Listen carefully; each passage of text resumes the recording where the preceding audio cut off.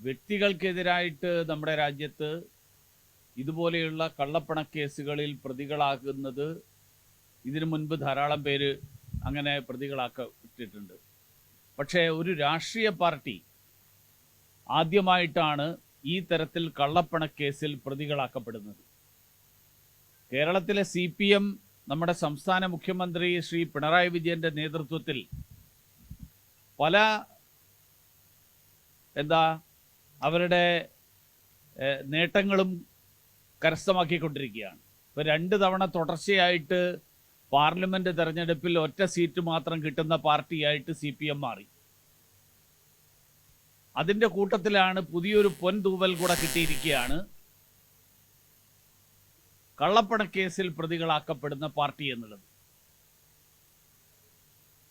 ജനപ്രാതിനിധ്യ നിയമവും അതോടൊപ്പം തെരഞ്ഞെടുപ്പ് കമ്മീഷന്റെ നിർദ്ദേശങ്ങളും അനുസരിച്ച് എല്ലാ രാഷ്ട്രീയ പാർട്ടികളും അവരുടെ ബാങ്ക് അക്കൗണ്ടുകളുടെ വിവരങ്ങൾ തെരഞ്ഞെടുപ്പ് കമ്മീഷന് സമർപ്പിക്കണം എന്നുള്ളതാണ്. 2023 മാർക്സിസ്റ്റ് പാർട്ടി സമർപ്പിച്ച കണക്കനുസരിച്ച് ആ കണക്കുകളിൽ ഉൾപ്പെടാത്ത 25 അക്കൗണ്ടുകൾ മാർക്സിസ്റ്റ് പാർട്ടിയുടെ തൃശ്ശൂരിലെ വിവിധ ഏരിയ കമ്മിറ്റികളുടെയും ജില്ലാ കമ്മിറ്റിയുടെയും ഒക്കെ പേരിൽ തൃശ്ശൂരിലെ വിവിധ ബാങ്കുകളിൽ സഹകരണ സംഘങ്ങളിൽ നിലവിലുള്ളതായിട്ട് എൻഫോഴ്സ്മെന്റ് ഡയറക്ടറേറ്റ് കണ്ടെത്തി. എന്തുകൊണ്ട് തെരഞ്ഞെടുപ്പ് കമ്മീഷന് ഈ കണക്കുകൾ മാർക്സിസ്റ്റ് പാർട്ടി നൽകിയിട്ടുള്ള ബാലൻസ് ഷീറ്റിൽ ഉൾപ്പെടുത്തിയില്ല? ഭരണഘടനയെക്കുറിച്ച് വലിയ വേവലാതിയുള്ള ആളുകളാണ്. ഭരണഘടനാ മൂല്യങ്ങളെക്കുറിച്ചും ഭരണഘടനയോടും നാട്ടിലെ നിയമപാലനത്തോടുമൊക്കെയുള്ള പ്രതിബദ്ധത പ്രകടിപ്പിക്കുന്ന ആളുകളാണ്. രാഷ്ട്രീയ രംഗത്ത് സുതാര്യത വേണമെന്ന് പറയുന്ന ആളുകളാണ്.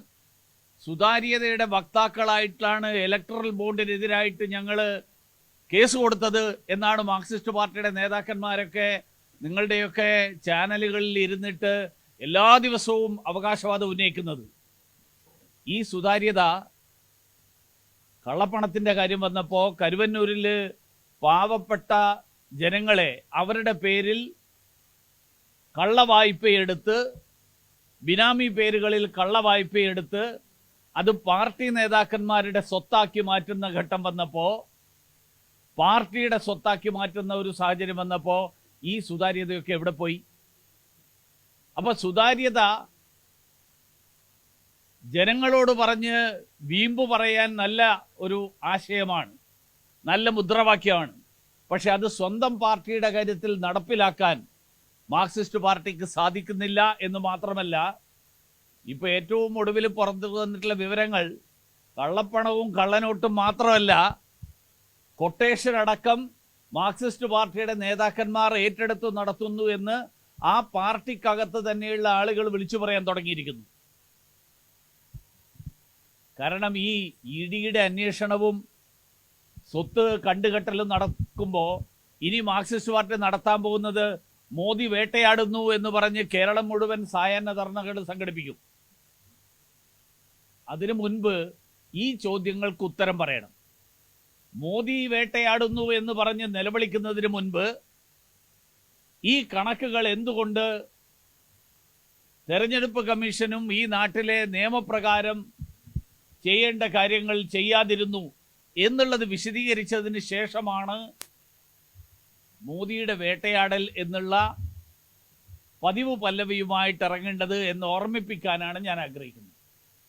അതോടൊപ്പം മറ്റൊരു കാര്യം കൂടി എനിക്ക് പറയാൻ ആഗ്രഹമുള്ളത്, നമ്മുടെ ധനകാര്യമന്ത്രി ശ്രീ ബാലഗോപാൽ കഴിഞ്ഞ ദിവസം ഡൽഹിയിൽ വന്ന് ധനകാര്യമന്ത്രിക്ക്, കേന്ദ്ര ധനകാര്യമന്ത്രിക്ക് നിവേദനം കൊടുത്തു. കേരളത്തിന് കുറേ സഹായം വേണം. കേരളത്തിന് സഹായം വേണം എന്നുള്ള കാര്യത്തിൽ എനിക്ക് അഭിപ്രായ വ്യത്യാസമില്ല, നല്ല കാര്യമാണ്. കേരളത്തിന് കേന്ദ്രത്തിൽ നിന്ന് കിട്ടുന്ന എല്ലാ സഹായവും വാങ്ങാൻ വേണ്ടിയിട്ട് സംസ്ഥാന സർക്കാർ ശ്രമിക്കണം. പക്ഷേ അതേ സമയത്ത് ഈ കേന്ദ്രത്തിന് കൊടുത്തിരിക്കുന്ന നിവേദനം പുറത്തു വന്നപ്പോൾ അതിൽ പറഞ്ഞിട്ടുള്ള കാര്യങ്ങൾ പച്ചക്കള്ളം കഴിഞ്ഞ കാലങ്ങളിൽ ആവർത്തിച്ചിട്ടുള്ളത്, കേരളത്തിലെ ജനങ്ങളെ തെറ്റിദ്ധരിപ്പിക്കാൻ വേണ്ടിയിട്ട് ആവർത്തിച്ചത്, അത് വീണ്ടും വീണ്ടും ആവർത്തിക്കുകയാണ്.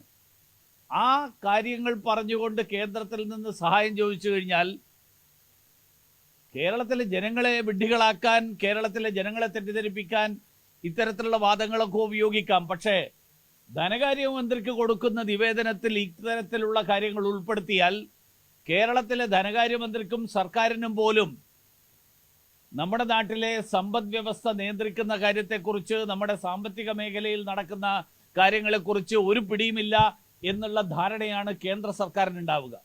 ഉദാഹരണത്തിന് GST നിർത്തലാക്കി. GST നിർത്തലാക്കും എന്നുള്ളത് ഈ നിയമം ഉണ്ടാക്കിയ ഘട്ടത്തിൽ തന്നെ വളരെ വ്യക്തമായിരുന്നു. 2022 GSTയുടെ ഒരംശം സംസ്ഥാന സർക്കാരിന് കിട്ടുന്നത്, GST വിഹിതം, ആ വിഹിതം കിട്ടുന്നത് 2022 കൂടിയിട്ട് സംസ്ഥാനങ്ങൾക്ക് കിട്ടുന്ന വിഹിതത്തിൻ്റെ ആ രീതി മാറും എന്നുള്ളത് വളരെ വ്യക്തമായിരുന്നു. അതേസമയത്ത് റവന്യൂ ഡെഫിസിറ്റ് ഗ്രാന്റ് കഴിഞ്ഞ വർഷങ്ങളിൽ ഏറ്റവും കൂടുതൽ കിട്ടിയിട്ടുള്ള സംസ്ഥാനമാണ് കേരളം. അതുമാത്രമല്ല, ഇതെല്ലാം പറയുമ്പോൾ 1600 രൂപ പെൻഷൻ കൊടുക്കാനില്ല എന്ന് പറയുന്ന സർക്കാർ, ആ സർക്കാർ ഡൽഹിയിൽ പോയിട്ട് കൊടുത്തിരിക്കുന്ന നിവേദനത്തിൽ പറഞ്ഞിരിക്കുന്നത് നമ്മുടെ സിൽവർ ലൈൻ കമ്മീഷൻ റെയിൽ, ആ കമ്മീഷൻ റെയിൽ പുനരാരംഭിക്കാൻ, പ്രവർത്തനം ആരംഭിക്കാൻ അനുവാദം തരണമെന്നാണ്. 1 ലക്ഷം കോടിയിലധികം ചെലവ് വരും, 1 ലക്ഷം കോടിയിലധികം ചെലവ് വരും എന്ന് സംസ്ഥാന സർക്കാർ തയ്യാറാക്കിയിരിക്കുന്ന പദ്ധതി രേഖ പറയുന്ന ഈ കമ്മീഷൻ റെയിൽ അത് നടപ്പിലാക്കാനുള്ള പണം എവിടുന്ന് കിട്ടും? 1600 രൂപയില്ലാത്ത ആളുകൾ 1 ലക്ഷം കോടിയുടെ ചെലവ് വരുന്ന പദ്ധതി നടപ്പിലാക്കാൻ എവിടെ നിന്ന് പണം കണ്ടെത്തും? അപ്പോൾ ഇത്തരത്തിലുള്ള കാര്യങ്ങൾ പറഞ്ഞ് നാളെ, നേരത്തെ തന്നെ ഞാൻ ഒരിക്കൽ പറഞ്ഞിരുന്നു, സംസ്ഥാന സർക്കാർ ജീവനക്കാർക്കടക്കം ശമ്പളം കൊടുക്കാൻ കഴിയാത്ത സ്ഥിതിയിലേക്കാണ് സംസ്ഥാന സർക്കാർ പോകുന്നത്. സർക്കാരിൻ്റെ കെടുകാര്യസ്ഥത. കഴിഞ്ഞ ദിവസം മുഖ്യമന്ത്രിയുടെ വിമാനക്കൂലി, പ്രത്യേക വിമാനം എടുത്തതിൻ്റെ ചെലവായിട്ട് 2.5 കോടി രൂപയാണ് സംസ്ഥാന സർക്കാർ അനുവദിച്ചത്. 2.5 കോടി. 1600 രൂപ പെൻഷൻ കൊടുക്കാനില്ല എന്ന് പറയുന്ന സർക്കാർ ഒരു വശത്ത്, മുഖ്യമന്ത്രിയുടെ പ്രത്യേക വിമാനം ചാർട്ടർ ചെയ്തതിന് 2.5 കോടി, കമ്മീഷൻ റെയിലിന് വേണ്ടിയിട്ട് 1 ലക്ഷം കോടി, ഇതിനൊക്കെ അനുവാദം ചോദിക്കുമ്പോൾ കേരളത്തിലെ സർക്കാർ ജീവനക്കാർക്ക് ശമ്പളം കിട്ടാത്ത അവസ്ഥയും പെൻഷൻകാർക്ക് പെൻഷൻ കിട്ടാത്ത അവസ്ഥയും 1600 രൂപയുടെ സാമൂഹ്യ പെൻഷൻ പോലും കൊടുക്കാൻ കഴിയാതിരിക്കുമ്പോൾ അതിന് കേന്ദ്രത്തെ പഴിചാരാൻ വേണ്ടിയിട്ടുള്ള ഒരു മുൻകൂർ തയ്യാറെടുപ്പിൻ്റെ ഭാഗമല്ലേ ഈ നിവേദനം സമർപ്പിക്കൽ എന്നുള്ള സംശയമാണ് എനിക്കുള്ളത്. അതുകൊണ്ട് ഈ തരത്തിലുള്ള പ്രഹസനങ്ങൾ അവസാനിപ്പിച്ചുകൊണ്ട് സംസ്ഥാനത്തെ സാമ്പത്തിക സ്ഥിതി മെച്ചപ്പെടുത്താൻ, കെടുകാര്യസ്ഥത അവസാനിപ്പിക്കാൻ, ലോക കേരള സഭ പോലെയുള്ള ധൂർത്തുകൾ അവസാനിപ്പിക്കാൻ, കേരളീയം പോലെയുള്ള വെട്ടിപ്പുകൾ അവസാനിപ്പിക്കാൻ, അതിനു വേണ്ടിയിട്ടുള്ള നടപടികളാണ് സംസ്ഥാന സർക്കാരിൻ്റെ ഭാഗത്തു നിന്നുണ്ടാകേണ്ടത്.